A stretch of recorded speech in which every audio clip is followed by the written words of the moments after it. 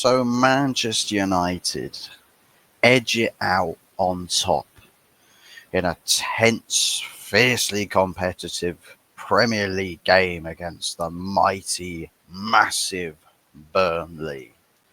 And 3-2 are Manchester United victors. Yeah, Burnley aren't mighty or massive. It's just how it is being a Manchester United supporter. You back your team to do something, and whether they do it or don't do it, at the end of the day, if it's not made easy, well, if it's not made difficult, then what is it? What is it really? And I'll tell you what, did we ever, did we ever make it an absolute struggle to keep up with?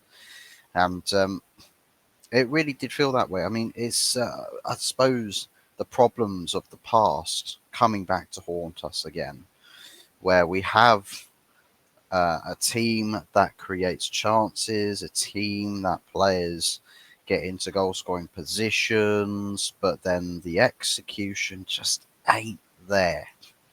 Very reminiscent of the issues we faced against Arsenal, and I think it's made a lot more somber by the reading of a 3-2 scoreline against a newly promoted Burnley side.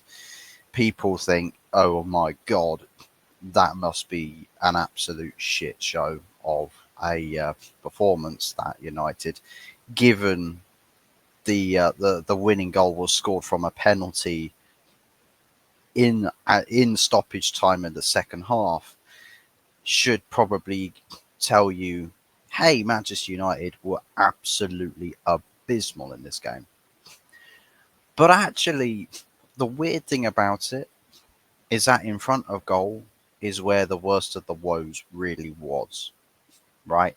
It's where the worst of it for the performance in today really was. We, I mean, for example, right? I know people don't really give too many tosses about um, stats or specific stats. There is one stat that generally based off of chance creation that you can put a pointer as to how prominent a team was in a game as far as in front of goal or how good the opportunities were in terms of goal scoring opportunities, clear cut opportunities. And Manchester United today, it's the XG stat, right? Generally, it tells you, how likely for the chances a team has, how likely were they scoring those chances. Manchester United had an XG of 3.53. That's quite high. That is pretty high. Manchester United created chances today. Really did create chances. We just didn't take anywhere near the amount that we should have. We really, really should have taken more chances. And I think part of that, you can say, where you don't take your chances is a letter for the opposition. But the longer you don't go punishing the opposition, it's a chance for them to get back into the thing. And that's kind of what happened. That's kind of how it cracked up, you know, from 1-0 up to 1-1 to instantly a kick-off glitch 2-1, back to then 2-2. And it looked like it was going to end up being a 2-2 at the final whistle, except Burnley, somebody in the Burnley team decided that I'm going to start pulling on a shirt on a player that's beating me off the dribble and is going into the box. Like, you just had to let him run and trust your teammates to block off the path. But instead, you know what? Even though people say, but it started outside the box, therefore it's not a penalty.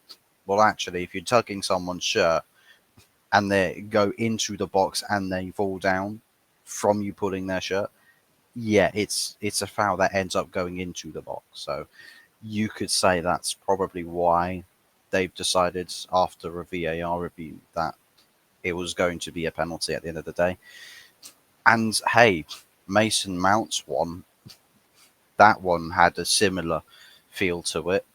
but they overturned that. So people were like, Man United, Well, okay, karma just came around. Karma just came around. It was just like, you know what? Yeah. Well, this time around, sure. If not the first one, this one, sure. So we took, we get handed the win essentially on a silver platter thanks to VAR's intervention.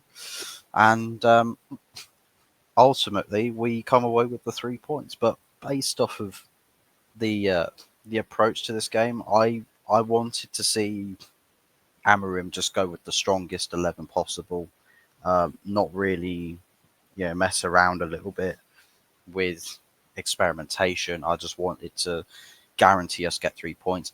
And the funny thing is I predicted a 2-1, so only a 1 goal win margin is what I was expecting. And well, we got a 1 goal win margin, and I think ultimately we should have won that game by a whole heck of a lot more.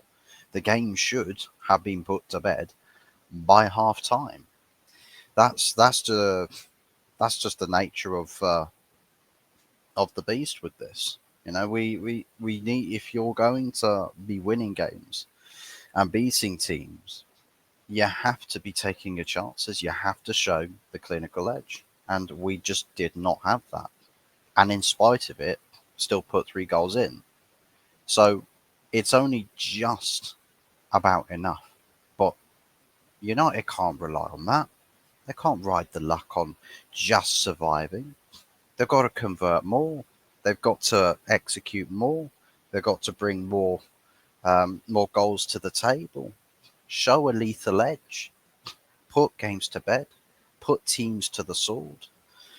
And we didn't see that today. And we're fortunate that it was Burnley and not our next opponents, Manchester City, or the opponents after that, Chelsea, because we wouldn't be nearly as lucky against them if that's going to be the case. We need to really find our mark against those two teams if we want to stand any chance of picking any points up there. Which, funnily enough, I feel like there's going to be points taken from at least one of those two games. I just get that feeling. It's just the way it is, The smaller the team, the less emphatic players are in really going up to their A game. The bigger the team, the more that they're taking full stock of the situation and putting themselves to the test. So yeah, we're going to have to wait for the international break before we see a comeback into action and see whether there is any sort of feeling or reason to that feeling about our team stepping up against bigger or tougher opposition. And hopefully, when we do that, we have a goalkeeper signing in Senny Lammens, but also I can hope and pray we actually sign a midfielder, because the Kobbie Mainoo exit link, though it'll be a loan move, as is what Kobbie wants essentially. It's just not going away. He does feel like he's not going to be afforded the opportunities. It's going to be interesting because Cunha went off with an injury today, and judging by the videos of him leaving Old Trafford, no leg brace, no knee brace, nothing, no crutches, and walking essentially without much of a limp at all, if any. He didn't really look like he was in any discomfort.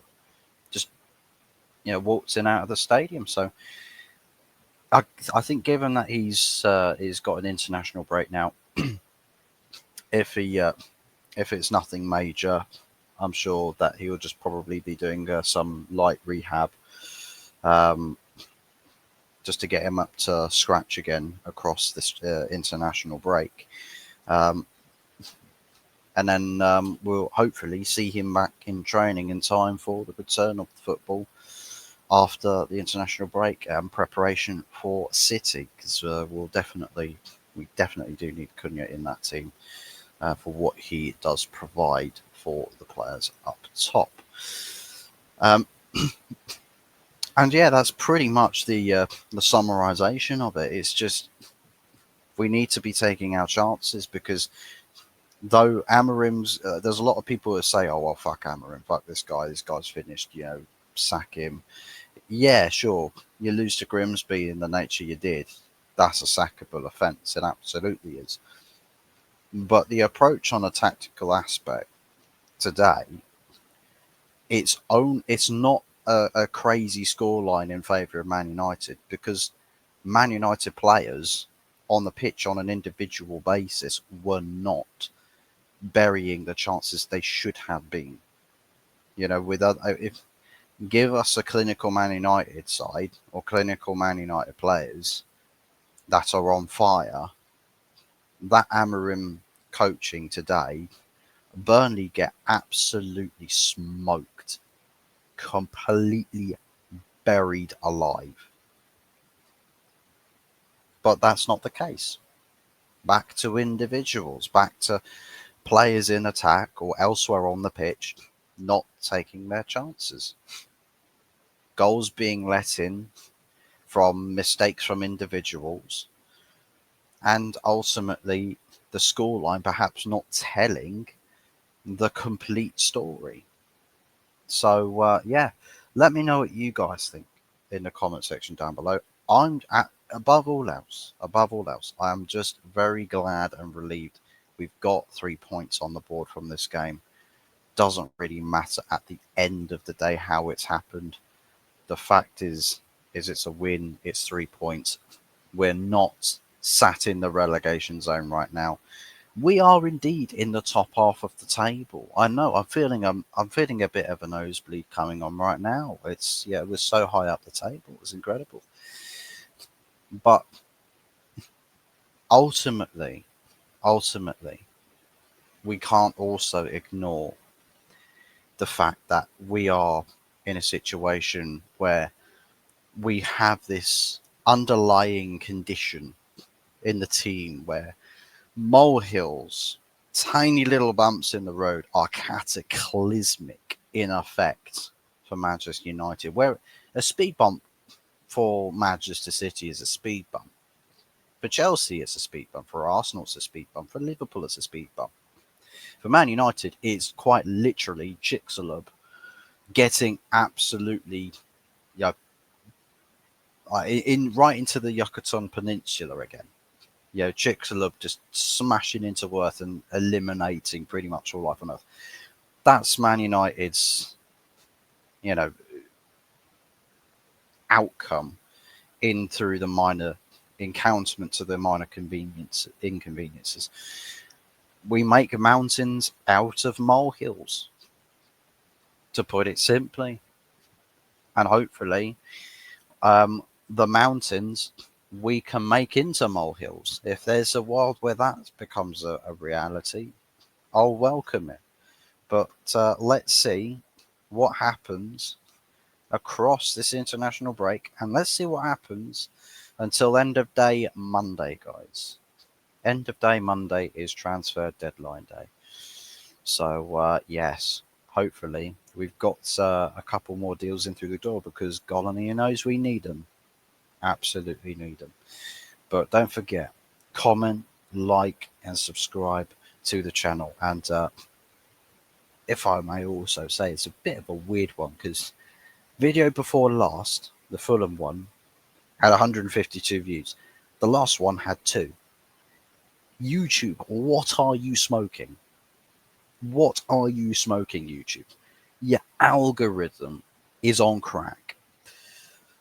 But yeah, if you do see this video, or even if you don't, you know, like it if you are there in person, spiritually like it if you aren't there in person. But any which way, all support is massively loved and appreciated. And thank you to those who do support the channel. And yeah, that's my take on today's game. Though it wasn't televised and I was at work for it, did see the highlights and did gather what I've seen from the statistical approach, what people have said from watch-alongs and all. We're a bit fortunate. We're a bit fortunate when we really shouldn't have been. It should have just been job done at half time. But yeah, share with us your thoughts and your feelings in the comment section, and we'll catch you again quite possibly tomorrow night for the Sunday night takeaway show. Take care, people, and we'll catch you again soon.